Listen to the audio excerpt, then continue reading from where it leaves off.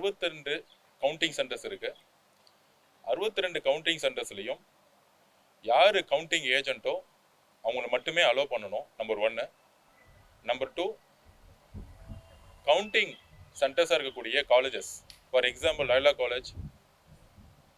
College கேட்டுக்கு வெளியே கட்சிக்காரர்கள் 1000-2000 பேர் கூடுறதுக்கான எல்லா வாய்ப்புகளும் இருக்கு. திங்கட்கிழமை அன்னைக்கு பொதுமக்களுக்கு சட்டம் ஒழுங்கு பிரச்சனை எதுவும் வந்துடக்கூடாது. அப்போ லைலா காலேஜ் கேட்டுக்கு வெளியே, அதாவது அனைத்து சென்டர்ஸுக்கும் வெளியே சுமார் 1 கிலோமீட்டர் தொலைவுக்கு, 1 கிலோமீட்டர் ரேடியஸுக்கு எந்த விதமான கூட்டமோ எந்த விதமான கட்சிக்காரர்களுடைய நிர்வாகிகளோ தொண்டர்களோ கவுண்டிங் சென்டர் பக்கத்தில் இருக்கவே கூடாதுங்கிறத நாங்கள் வேண்டுகோள் விடுச்சோம். அனைத்து கட்சியோடைய தொண்டர்களும் சரி நிர்வாகிகளும் சரி யாருமே கவுண்டிங் சென்டர் கேட்டு பக்கத்தில் இருக்கக்கூடாது. ஏன்னா இது கவுண்டிங்கை உள்ள பாதிப்புக்கு உள்ளாக்கும். லைலா காலேஜுக்கு வெளியே பப்ளிக்கோட மூவ்மெண்ட் டிராஃபிக் அதிகமாக இருக்கக்கூடிய ஏரியா. அதுமாரி குயின் மேரிஸாக இருக்கட்டும், அண்ணா யூனிவர்சிட்டியாக இருக்கட்டும், ரோட்டில் 2000, 3000, 5000 பேர் இருந்தோம்னா அது பப்ளிக்கு டிஸ்டர்பன்ஸ் ஆகும். அதுக்கப்புறம் திமுக மாதிரி இருக்கக்கூடிய கட்சிகள் உள்ளிருந்து தகவல் கொடுத்து ஏதோ ஒரு கலவரத்தை உருவாக்கக்கூடிய ஒரு சூழ்நிலை வாய்ப்பு இருக்குது. ஸோ அதனால் கவுண்டிங் சென்டர்ஸுக்கு பக்கத்தில் 1 கிலோமீட்டருக்கு யாருமே இருக்கக்கூடாது அப்படிங்கிறத நாங்கள் பதிவு பண்ணோம். இது பப்ளிக்குக்கும் சரி போக்குவரத்துக்கும் இடைஞ்சலாக இருக்கக்கூடாதுன்னு நாங்கள் சொல்லியிருக்கோம். ஈவினிங் 6 மணிக்கு மேலே வெற்றி பெற்ற வேட்பாளர்கள் அந்தந்த கட்சியில் போய் அவங்க தொண்டர்களோடு கொண்டாடலாம். ஸோ இதை தமிழக வெற்றி கழகம் பொதுமக்களுக்கு எந்த விதமான இடையூறும் ஏற்படக்கூடாது, கவுண்டிங் நேர்மையான முறையில் எந்த விதமான அச்சுறுத்தலுக்கும் நடக்கக்கூடாதுன்னு சொல்லியிருக்கோம். நம்பர் 1. நம்பர் 2, ஒவ்வொரு ரவுண்டும் எண்ணி முடிக்கப்படும் பொழுது அப்பொழுதே அதுக்கான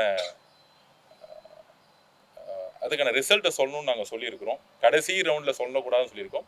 அது இது வரைக்கும் நாங்கள் கடைப்பிடிக்கிறதா பண்ணியிருக்கோம்னு சொல்லியிருக்கோம், பண்ணுறோன்னு சொல்லியிருக்காங்க, மேடம் சொல்லியிருக்காங்க. அதுக்கப்புறம் போஸ்டல் ஓட்ஸில் நிறைய லெட்ஜர் இல்லாமல் போஸ்டல் ஓட்ஸை கொண்டு வர பார்க்குறாங்க. நாங்கள் சொல்லியிருக்கோம் வேட்பாளர்களுக்கு லெட்ஜர் காப்பியோட போஸ்டல் ஓட்ஸை கொடுக்கணும். லெட்ஜர் காப்பியில் என்னெல்லாம் இருக்கோ அந்த போஸ்டல் ஓட்டை மட்டுமே கணக்கில் எடுத்து எண்ணப்படணும்னு சொல்லியிருக்கோம். இந்த 3 கோரிக்கையை தான் வச்சுருக்கோம். திருச்சியில் யார் தமிழக வெற்றி கழகத்து ஆஃபீஸ் எரிச்சாங்களோ, யார் உண்மையாக எரிச்சாங்களோ அது காவல்துறைக்கு தெரியும். அவங்கள கண்டுபிடிச்சி கைது செய்யணுங்கிறத நாங்கள் சொல்லியிருக்கிறோம். பெயரளவுக்கு கண் துடைப்புக்காக கைது நாங்கள் ரிக்வஸ்ட் வச்சுருக்கோம். இந்த 3 கோரிக்கையும் உடனடியாக சரி செய்ய சொல்லியிருக்கோம். அதில் முக்கியமான கோரிக்கை, 1 கிலோமீட்டருக்கு யாருமே எந்த கட்சிக்காரர்களும் கவுண்டிங் சென்டர் கேட்டுக்கு வெளியே நிற்கக்கூடாதுங்கிறத நாங்கள் பதிவு பண்ணுறோம். பொதுமக்களுடைய பாதுகாப்புக்கும் சரி கவுண்டிங் அமைதியான முறையில் நடக்கிறதுக்கும் சொல்லியிருக்கோம். இதுதான் இன்னைக்கு மேடம் கூட டிஸ்கஷன் பண்ணுவோம். Any questions? இல்லை, கவுண்டிங் சென்டருக்கு வெளியே பொதுவாக கூட்டங்கள் கூட அனுமதிச்சிருக்காங்க. ஸோ இந்த தாட்டி கவுண்டிங் சென்டருக்கு வெளியே நம்ம யாருமே இருக்கக்கூடாதுன்னு சொல்லியிருக்கோம். 3 அடுக்கு 4 அடுக்கு பாதுகாப்பு கொடுத்துருக்காங்க லைலா காலேஜில். அது கேட்டுக்குள்ளே கொடுத்துருக்காங்க. பொதுவாக ஒரு 1 கிலோமீட்டர் வரைக்கும் யாருமே எந்த குரூப் எந்த கட்சிக்காரங்களும் ஒரு குரூப்பாக 1000-2000 பேர் கூடாத இருக்க வரைக்கும் கவுண்டிங் சென்டர்ஸில் எந்த பிரச்சனை இருக்காது. அதை வலியுறுத்தியிருக்கோம். உடனடியாக அவங்க நாங்கள் ஆக்ஷன் எடுக்கணும்னு சொல்லியிருக்கோம்.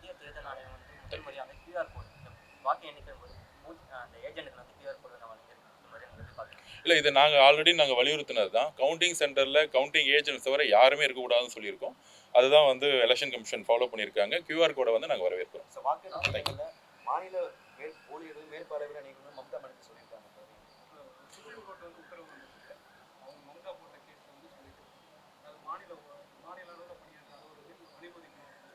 இல்லை, இன்னைக்கு ஆர்ஓஸ் எல்லாமே மாநில அளவில் தமிழ்நாட்டை பொறுத்த வரைக்கும் மாநில அளவில் இருக்கிறவங்க தான் இருக்கிறாங்க. ஸோ அதனால தமிழ்நாட்டை பொறுத்த வரைக்கும் எந்த பிரச்சனை இல்லை. குறிப்பாக வெஸ்ட் பெங்காலில் அந்த இஷ்யூஸ் அவங்க ரைஸ் பண்ணியிருக்கிறாங்க. கண்டிப்பாக எங்களை பொறுத்த வரைக்கும் ஒரு நேர்மையான ஒரு தேர்தலை நடத்தணும். கண்டிப்பாக மம்தா பானர்ஜி மேடமுடைய குரலுக்கு நாங்கள் செவி சாய்க்கிறோம்.